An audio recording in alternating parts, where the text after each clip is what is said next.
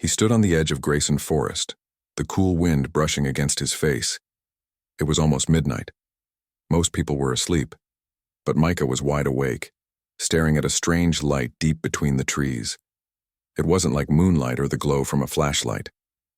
This light shimmered, pulsed, like it was alive. He had first seen it 3 nights ago, just a quick flash while walking home. At first, he thought it was a trick of the eyes, maybe a drone, maybe lightning. But the same glow had returned again and again, always from the same part of the forest. Grayson Forest wasn't a friendly place. Even during the day, the trees grew thick and close, blocking out the sun. At night, it turned into a wall of black. Everyone in the town of Delwyn knew. The stories, people lost in the woods hearing strange sounds, sometimes never coming back. No one dared to go there after dark. But Micah was curious, always had been. While others ignored the unknown, he wanted to chase it. And tonight, he finally gave in. He stepped into the forest. The air grew colder right away. The trees stood like silent guards, tall and still. Each step on the fallen leaves made a soft crunch. He kept his flashlight low, not wanting to scare whatever was out there, or draw too much attention. The light he'd seen was straight ahead, near a clearing he used to visit as a kid. As he walked deeper, something strange happened. The usual sounds of the forest, crickets, rustling leaves, owl hoots, faded away. It became so quiet that he could hear his own heartbeat. The flashlight flickered once, then again. He smacked it gently, and it steadied. That's when he saw it. Through the trees, the glow returned. Not a small flicker this time, but a full shining light that lit up the clearing. It had a bluish-white color, soft yet powerful, like the stars had fallen to earth. Micah's breath caught in his throat. He crept closer, heart pounding. The ground under his feet vibrated slightly, like distant thunder was rolling underground. As he reached the edge of the clearing, he ducked behind a tree and peeked around it. And there she was. A woman stood in the middle of the clearing, bathed in the light. She wasn't human. Her skin shimmered like polished glass, smooth and tinted with shades of blue and silver. Her eyes glowed faintly, reflecting the strange energy around her. Long hair floated behind her, though there was no wind. She didn't look dangerous. In fact, she looked lost. Micah stared, unable to move. He wanted to run, to hide, to yell, but his body ignored all commands. The woman turned her head slowly, and her eyes met his. A strange warmth filled Micah's mind. It wasn't a voice, not exactly, more like a feeling that wrapped around his thoughts.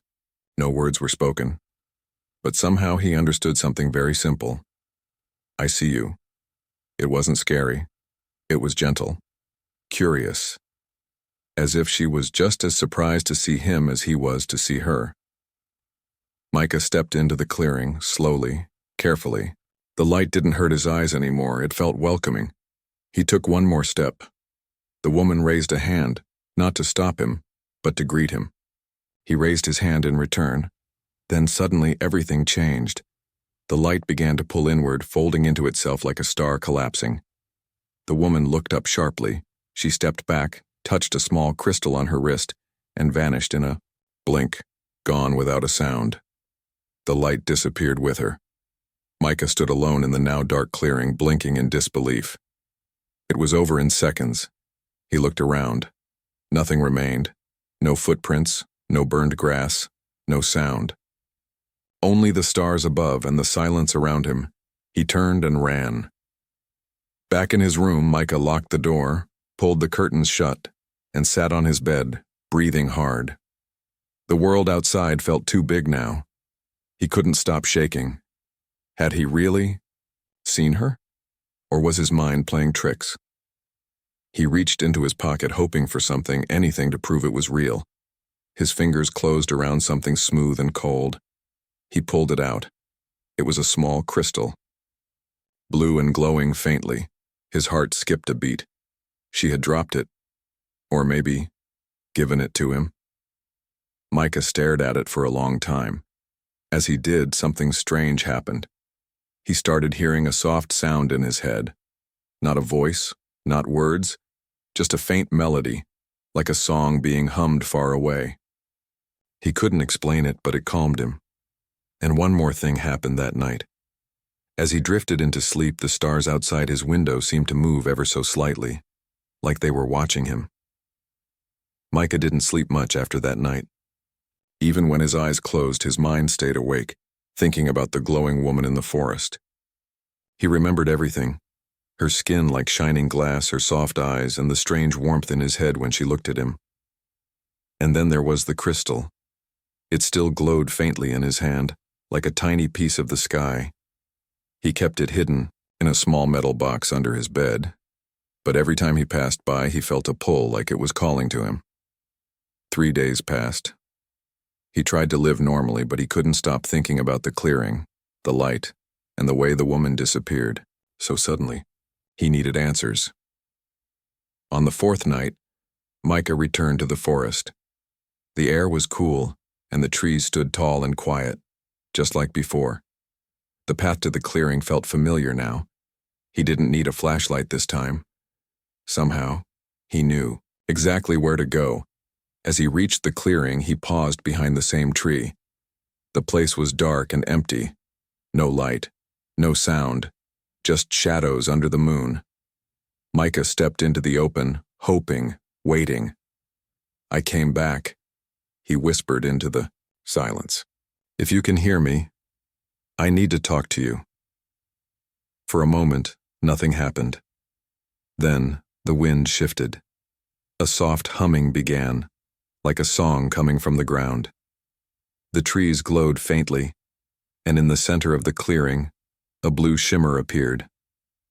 Micah stepped back, heart pounding. The shimmer grew brighter, then shaped into a figure. It was her. She stood in the same place, her eyes calm but focused. This time she looked more real, more solid. The glow around her was softer, not as sharp. She wore the same silver suit, and the crystal on her wrist was pulsing slowly. Micah couldn't move. He was both amazed and afraid. The woman took one, stepped forward. "I am Ilari," she said. Her voice was quiet but clear, like wind through trees. Each word sounded careful, like she was learning as she spoke. Micah's mouth felt dry. He nodded slowly. "I'm Micah." Ilari tilted her head slightly. "Micah," she repeated, almost like testing the word. "Human." He nodded again. "Yes, I'm human. You're not from here, are you?" She shook her head. "No, I am not from Earth." Micah looked around. "Why are you here? What do you want?" Ilari didn't answer right away. Her silver eyes looked up at the stars, then back at him. "Crash," she said softly. "My ship. It broke. I fell here." Micah stepped closer. "You crashed? Are you hurt?" "No." She touched the crystal on her wrist. "I hid, but danger follows." Micah frowned. "Danger? What kind of danger?" Ilari's face grew serious. "Hunters. They are coming." The word sent a chill down his spine. "Hunters?" he asked. "You mean from your world?" "Not mine," she said. "Different. They destroy, they take, they do not speak, only hunt." Micah felt his hands grow cold. "They're looking for you?" Ilari nodded. "They found me once. I escaped. But now they come again." Micah looked around the forest, suddenly feeling small. "They're coming to Earth?" "Yes." He took a deep breath. "Why are they after you?" She was quiet for a long time. Then she said, "Because I said no." Micah didn't understand, but he didn't press her. There was something honest in her voice. Sadness, maybe. Or guilt. She stepped closer. The glow from her skin lit his face gently. "You are not ready," she said, almost like a whisper. Micah looked up. "What do you mean?" "Earth. Your people. Not ready for what comes. But if we help you, if we stop them..." She shook her head. "You cannot stop them alone." Micah felt anger rising. "Then help us. You know more than we do. If you teach us, maybe we can fight back. Ilari looked surprised. You wish to fight? Micah nodded. If they're coming to hurt us, we have to try. Ilari looked at him for a long time. Then slowly she raised her hand. A soft light flowed from her wrist crystal. It hovered in the air between them, changing shape. First a star, then a map, then a strange symbol Micah didn't recognize. This is a message, she said. Not words, pictures, feelings. Micah stared at the glowing shape. His mind felt full. Images flashed inside his head. A metal ship flying through space. A dark shadow chasing it, planets burning. Ilari running, hiding. Then a peaceful world. Green fields, tall cities of glass gone in seconds. His head spun. He stepped back, gasping. You saw, Ilari said softly. Now you understand. Micah nodded slowly. They're monsters. She nodded. Yes. He looked at her. But you came here. You could have gone anywhere. But you came to Earth. Why? She hesitated. I remembered a story, she said quietly. Of your people. Long ago, one human sent a ship. Golden sounds, pictures, songs, a message. Into the stars. Micah blinked. The Voyager. Yes. Voyager. It found us. We listened. We wondered. We hoped. Micah couldn't believe what he was hearing. That's why you came? Because of that? Ilari nodded. Your kind sent peace. When I needed hope, I came here. Micah looked at her, feeling something deep stir in his chest. Pride. Fear. Responsibility. You're not alone now, he said. We'll help you. Whatever's coming, we'll fight together. Ilari stared at him, then gave a small smile. Her silver eyes shimmered. Then maybe, she said, your world has a chance. Suddenly a sharp sound broke the stillness, a high-pitched whine, like a machine waking up. The trees shook slightly. Ilari turned quickly, her face tense. They are close. Micah looked around. Now? Ilari stepped forward. Go. Now. Hide. I will find you. But go. She touched her wrist crystal. In a flash of light she vanished again. Micah stood alone, heart racing. Then without thinking he ran, back into the trees, toward home, toward safety. But even as he ran, he knew everything had changed. Micah couldn't stop thinking about Ilari's last words. They are close. He had run from the forest that night without looking back.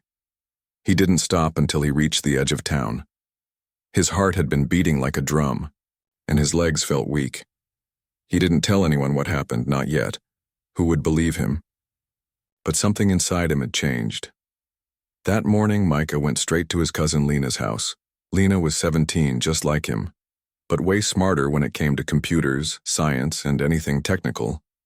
If anyone could help him understand what was going on, it was her.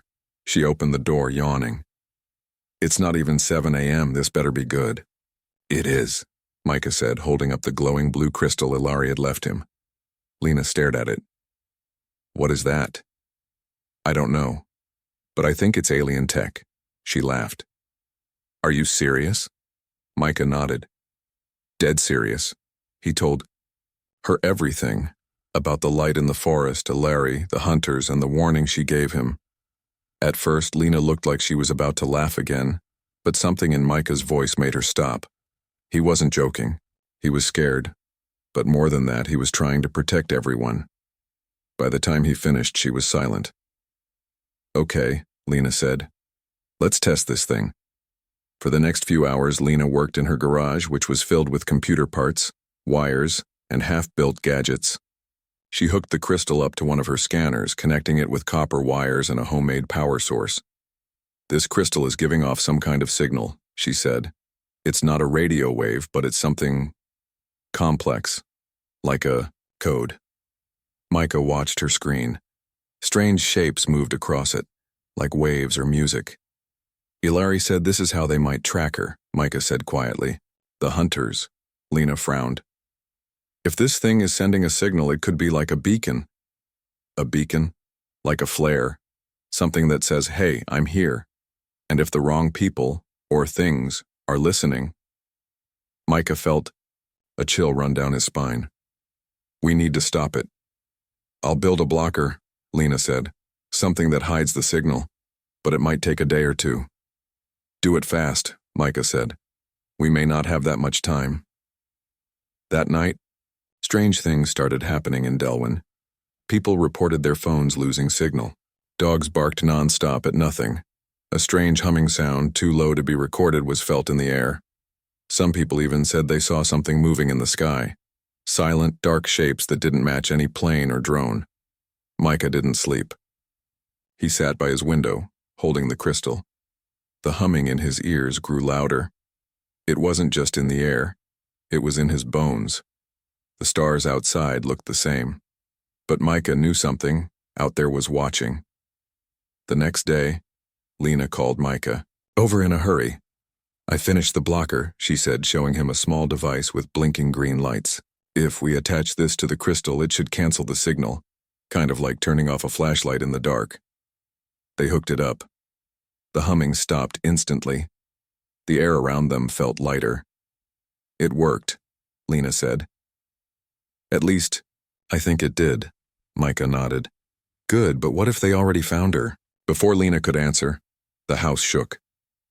A deep, thunderous noise rolled through the ground. The lights flickered. Something massive had entered the atmosphere. Micah ran outside. The sky above the forest glowed red and orange. A burning shape was falling, no landing, just beyond the trees. It was huge, silent, and not human.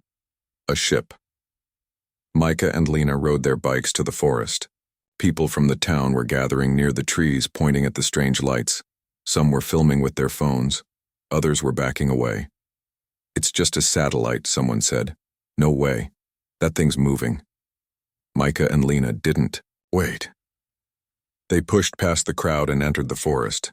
The deeper they went, the stranger it felt. The trees were shaking without wind. The light was dim but pulsing. A sound like whispers filled the air. But it wasn't English. It wasn't any language Micah had ever heard. They reached the clearing and saw it. A ship sat in the middle, dark and sharp like broken glass, black metal covered in strange symbols that moved like living ink. Around it, small machines floated silently, round with red lights, scanning everything. Micah froze. Are those the hunters? Lena whispered. I think they're scouts. One of the machines turned toward them, a sharp beep. Then a red beam of light shot out, scanning the trees. Lena grabbed Micah's arm. Run! They bolted through the forest, dodging branches and roots. The machines followed, moving fast and silent. One shot a bolt of red light, burning through, a tree beside them.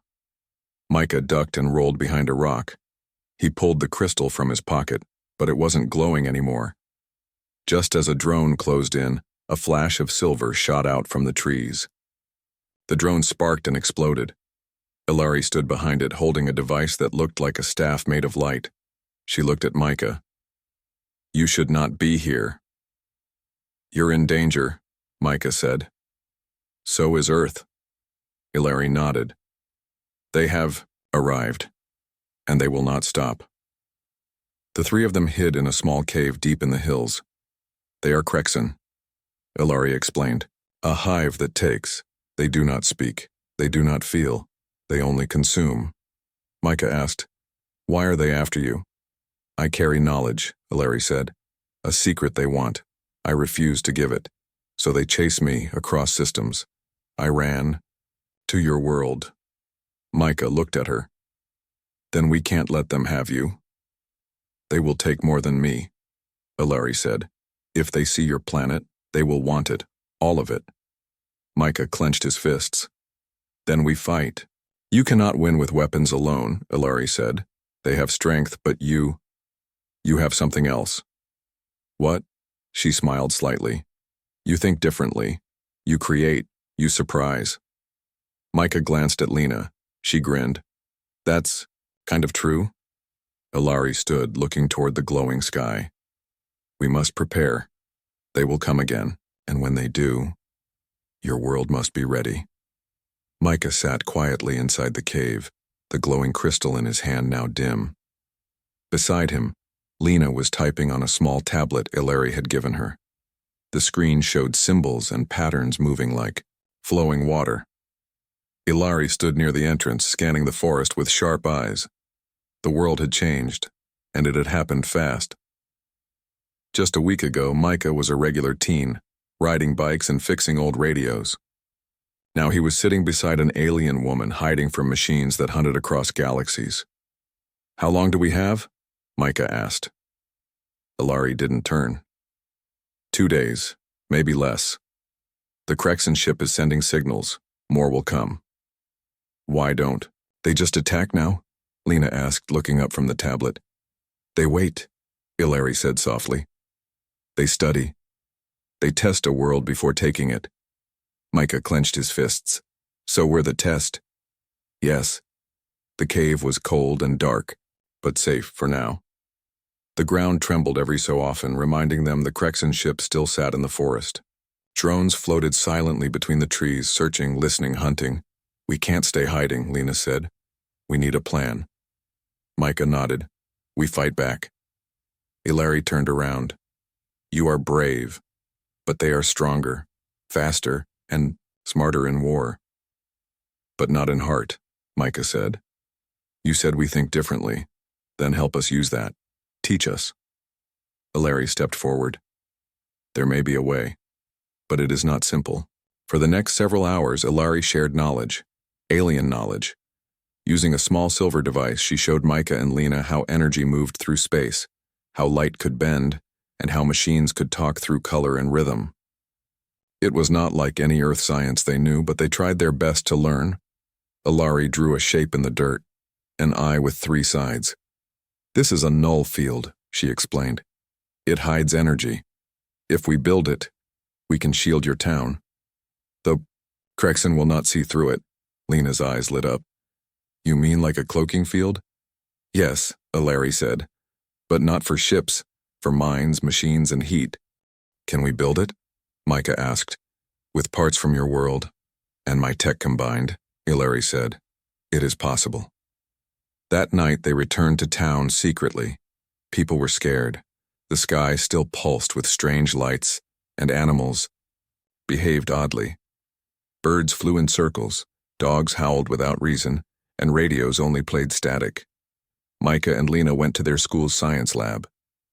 They knew it had solar panels, circuit boards, and old computers. It wasn't much, but it was a start. Ilari helped them piece things together. With Lena soldering wires and Micah powering small coils with batteries, they worked through the night. The blocker Lena built earlier was turned into a larger device that could stretch over the town. By morning, they had built a prototype. Micah watched as Ilari placed her crystal into the center. A soft hum filled the air. The lights blinked, once, then stayed on. It's working, Lena said, smiling. But Ilari's face was not calm. They will sense this. We must act fast. Micah nodded. Let's take it to the old water tower. It's high and in the center of town. Together they carried the device in a wagon, covering it with blankets to avoid questions. A few people watched, but no one stopped them. Most were too busy dealing with fear. When they reached the tower, Micah climbed with the device on his back. The view from the top was clear. Trees, houses, and the glowing sky. He placed the device in the middle and powered it on. A gentle wave spread through the air. It was invisible, but Micah could feel it. A calmness, a silence. The static in the air faded. They can't see us now, Ilari said. But they will guess. They will search. And she was right.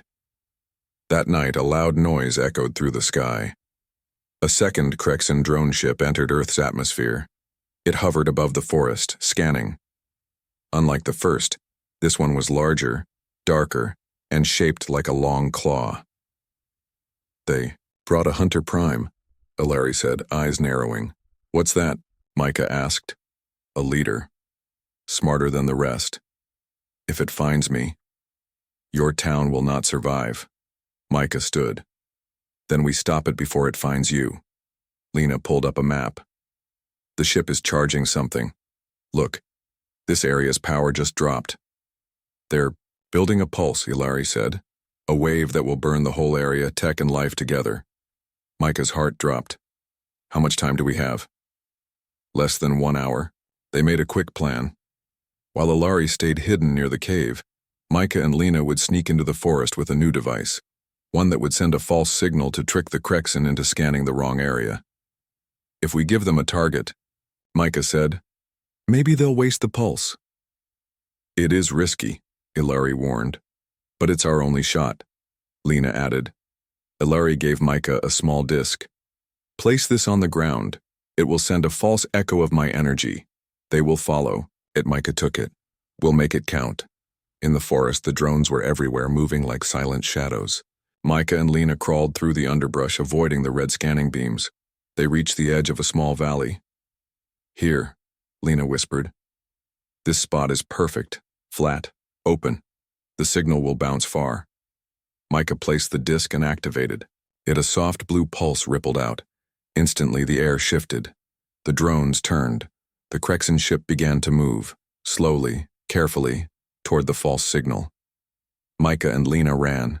They didn't stop until they reached the edge of town. Behind them, the Krexan pulse fired. A loud boom shook the ground, but the forest, not the town, burned. Trees caught fire. Smoke filled the air. They had tricked the Krexan. For now. Later that night, back in the cave, Ilari sat quietly by the fire. Micah handed her back the disc. You were right, he said. We think differently, she smiled. And because of that, you may survive, Lena asked. But for how long? They'll try again, right? Yes, Ilari said. This was only the beginning, but you have something they fear. What's that? Micah asked. Ilari looked at them, her silver eyes glowing softly. Hope. The fire in the forest had finally gone out. Thick gray smoke rose into the sky, covering the stars like a heavy blanket. The people of Delwyn stayed indoors that day. Some believed a meteor had hit the woods. Others whispered about secret experiments or government projects. No one knew the truth. Except Micah, Lena, and Ilari. They sat inside the cave once again, watching the smoke from a distance. The Krexan had fallen for their trick, but the danger wasn't over. They will come back, Ilari said, voice calm, but serious. They will search again, stronger, smarter. Micah looked at the half-destroyed valley where the false signal had been placed. We can't keep hiding and hoping. We need help. Lena agreed. Earth has scientists, satellites, even space programs. If we show them proof, they'll believe us. Maybe they'll fight too. Ilari shook her head. No, not yet. If you tell the wrong people, they may try to use my tech. For power. Micah frowned. So what do we do? Ilari opened her palm. A small silver device floated just above her skin, spinning slowly. We send a signal. Not to Earth, but beyond. Micah blinked. Beyond? To my people, she said. If they receive it, they may come. They may help defend this world. Lena leaned forward. You mean other aliens? More like you? Yes, Ilari said. But we must find the right place. A high place with strong natural energy. Micah stood. I know the spot. 2 hours later, they were climbing to the top of Eagle's Peak. It was the tallest hill near town, a place where kids went hiking in summer. From the top, you could see miles of trees, rivers, and sky. It was also a place Micah's dad used to bring him before he passed away. Somehow he knew this was the right place to send the message. This spot feels alive, Ilari said as they reached the summit. She placed the silver disc in the center of a stone circle. Then she began to speak in her native tongue, soft, musical words that made the air shimmer. The device lit up. First blue, then violet, then white. Micah and Lena stepped back as a beam of light shot into the sky. It rose straight up, passing, through clouds into the stars.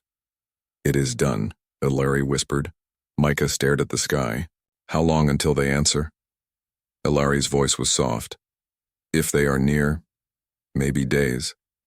If they are far, weeks." Lena crossed her arms. "And what do we do while we wait?" Ilari turned to her.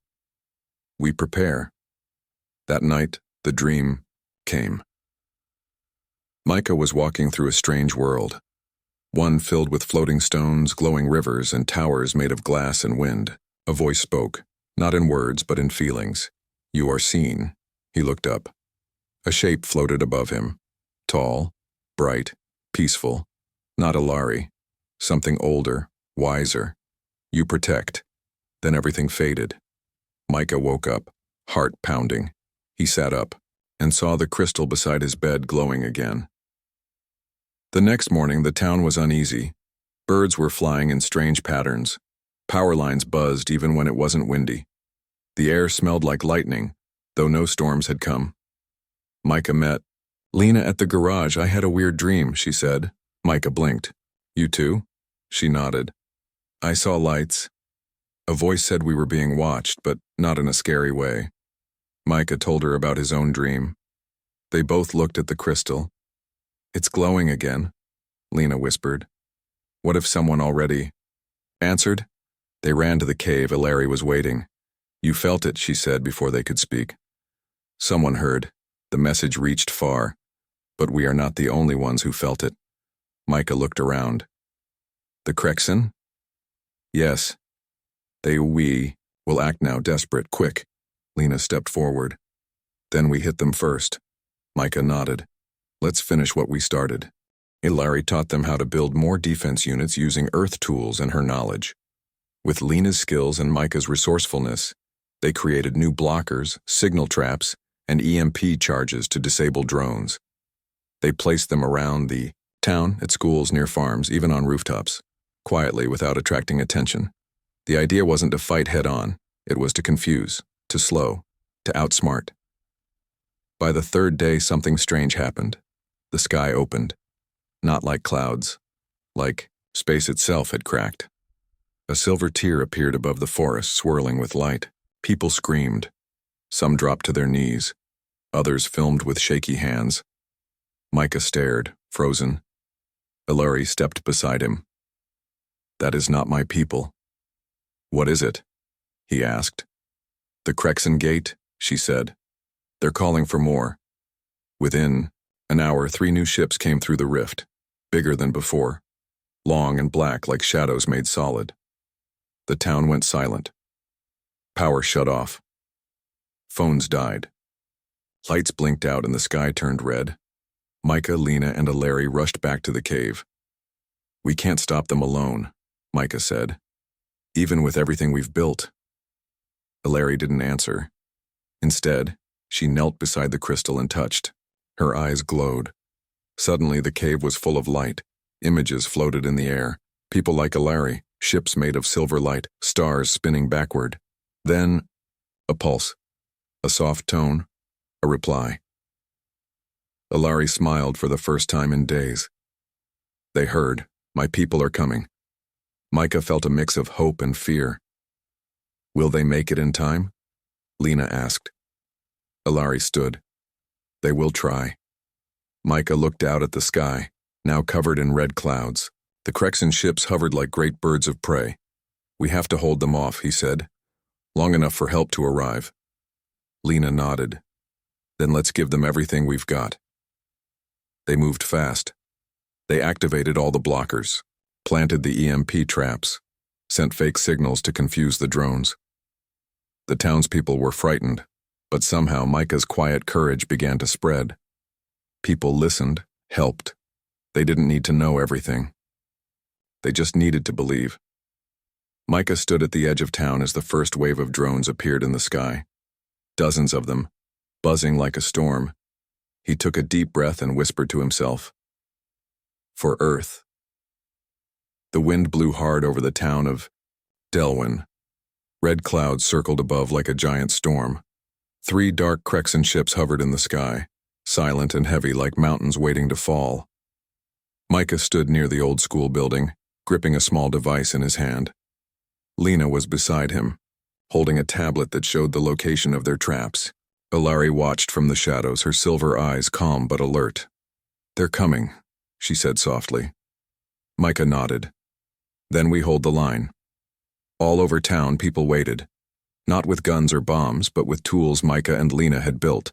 Energy blockers, signal jammers, and short-range pulse traps. They didn't understand everything, but they trusted Micah and Lena. And that trust gave them courage. The first wave came just as the sun disappeared behind the clouds. Black drones flew in from the forest, sharp and fast, blinking red with Crexon signals. They spread out, scanning the town. One flew close to the garage and exploded when it hit a hidden trap. Bang! A flash of blue light filled the air. The drone shattered into sparks. Cheers broke out from a few rooftops. Lena grinned. "That's one." More drones followed. Dozens. They flew over houses and schools searching for Ilari. But every time they got close to her location, the blockers confused them. They flew in circles, crashed into trees, or triggered traps. Micah ran through them, streets checking devices, recharging small power cells, and helping the townspeople. His heart pounded, but he didn't stop. "We're not soldiers," he whispered to himself. "But we're not weak either." At the top of the water tower, Lena watched the sky. Her tablet buzzed. "They're changing direction," she shouted. "One group's heading toward the power station." Micah's eyes widened. "If they take out the main power, our shields go down." "I'll go," Lena said. "No," Micah replied quickly. "Too dangerous," Lena smiled. "Since when do I let danger stop me?" She jumped onto her bike and raced off, tablet in. And Micah wanted to follow, but he had to stay and protect the main blocker unit. Ilari stepped beside him. "She's brave." "She always has been," Micah said quietly. At the power station, Lena rode hard through the back roads, her bike rattling over rocks and roots. She reached the fence and jumped off, hiding behind a large transformer. 2 drones were already there, firing red beams at the control panels. Lena pulled out a pulse grenade. She had only one. She crept closer. Her heart beat fast. One step, another. Then she threw the grenade. It exploded in midair. A burst of blue light knocked both drones to the ground. They twitched, sparked, and died. Lena ran to the controls and checked the wires. Power was still flowing. She let out a breath. Still in the game. Back in town, the Crexon changed their strategy. One of the large ships opened its side. A new kind of machine dropped from the sky, tall with long legs and spinning blades like a spider made of steel and fire. Micah stared. "That's new." "It's a land hunter," Ilari said. "A tracker. It won't be fooled by blockers."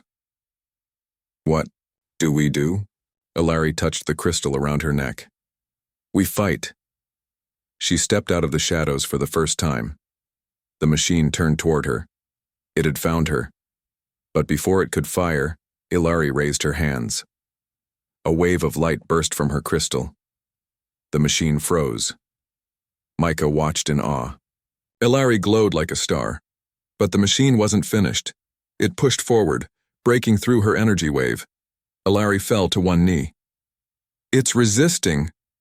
Micah ran to her side. "What can I do?" "Distract it," she said weakly. Micah grabbed a metal rod and waved it. "Hey, over here, you big tin can." The machine turned. Micah ran.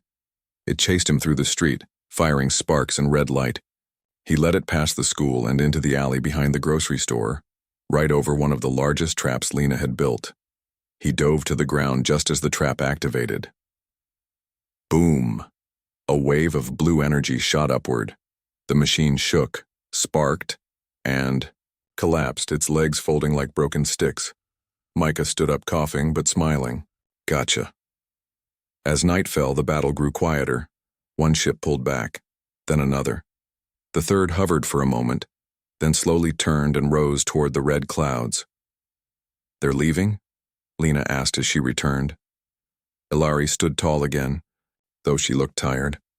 Not leaving, waiting, they know others are coming. Your people? Micah asked. Yes.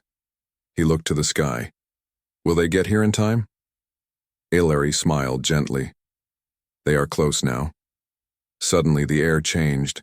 The red clouds shook. A sound like a deep hum filled the sky, then light.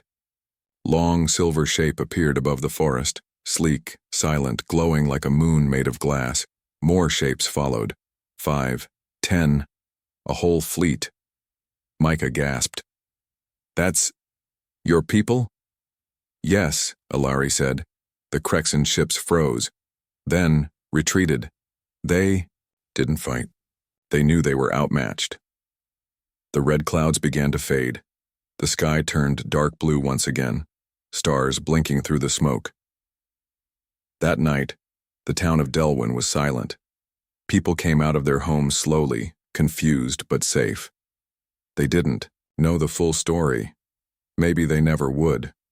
But Micah, Lena, and Ilari stood on Eagle's Peak and watched the silver ships float above the trees. You protected your world, Ilari said. Micah looked at her. Not just us, you helped. She nodded. But your courage made the difference. The Crexan didn't expect resistance. They thought your kind was weak. They were wrong, Lena said proudly. Ilari smiled. Very wrong. The silver ships stayed above the town for a while. Then, one by one, they faded into the sky, back through the stars. Ilari looked at Micah. My people have called me home. Micah's heart sank. You're leaving? Yes, but I will return, Lena asked. When? When Earth needs me again, Ilari said. She touched Micah's shoulder. Keep the crystal safe. You have a gift. One day you may lead. Then, with a soft hum of light, she was gone. Micah stood in the quiet night. The stars above were brighter than ever. Lena came beside him. Do you think we'll see her again? Micah looked at the glowing crystal in his hand. I hope so. But even if they didn't, he knew one thing for sure. Earth wasn't alone anymore. The morning sun rose over Delwyn, casting golden light on the quiet town. After the long battle and the sudden arrival of Ilari's people, everything felt different. The air was fresh and the sky was clearer, with stars still faintly visible in the early light. Micah stood outside his house holding the glowing crystal Ilari had left him. It pulsed softly in his palm like a heartbeat. He remembered her words. Keep the crystal safe. You have a gift. One day you may lead.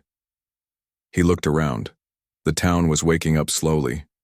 People were coming out of their homes, sharing stories of the strange night. Some were still afraid. Others were filled with hope. Lena walked over carrying a small backpack. Ready to start again? She asked with a smile. Micah nodded. We have to rebuild. But this time, we're not alone. Days turned into weeks. The town fixed broken power lines and repaired damage. The strange devices Micah and Lena built were studied by scientists who came from nearby cities. Some didn't believe the story at first, but the technology was real, and it worked. Micah, Lena, and a few others taught their neighbors how to use the blockers and traps. It wasn't just about defense anymore, it was about preparing for the future. Earth is changing, Micah said during one meeting at the town hall. The Crexan are out there. They may come back. But now we're ready. Lena smiled proudly. And if they come, we'll stand together. One evening, as the sun dipped low, Micah went to Eagle's Peak. The wind was cool and the crystal in his hand glowed brighter than before. He thought about Ilari's people, the silver ships that had saved them, the peaceful warriors from the stars. They came not to conquer, but to protect. Suddenly, the crystal shimmered. A soft voice filled his mind. It was Ilari. You have done well, Micah. Earth's light is strong. Keep it burning. Micah smiled. I will. Months passed. Strange signals from space were studied by Earth scientists. Messages, perhaps from Ilari's people or others watching. Humans began to look up at the stars not with fear, but with curiosity and hope. Micah, now older and wiser, stood in front of a new group of young people. He showed them the crystal and told them the story, how a strange woman from the stars had changed their world. "We must protect our planet," he said, "not just from outside threats, but from ourselves. Unity is our greatest power." The crowd listened, eyes wide and eager. One night, a new light appeared in the sky. This time it was not a threat. A silver ship landed gently near Delwyn. The door opened and a figure stepped out. Not a Larry, but someone new. A guardian, peaceful and strong. Micah felt a warmth in his chest. The stars were no longer just distant points of light. They were friends, allies, a part of Earth's future. Together, they would face whatever came next. As the new dawn broke, Micah raised his hand to the sky and whispered, "For Earth, for all who call it home." And with that, a bright light filled the world, hope shining like a beacon for all to see. The end.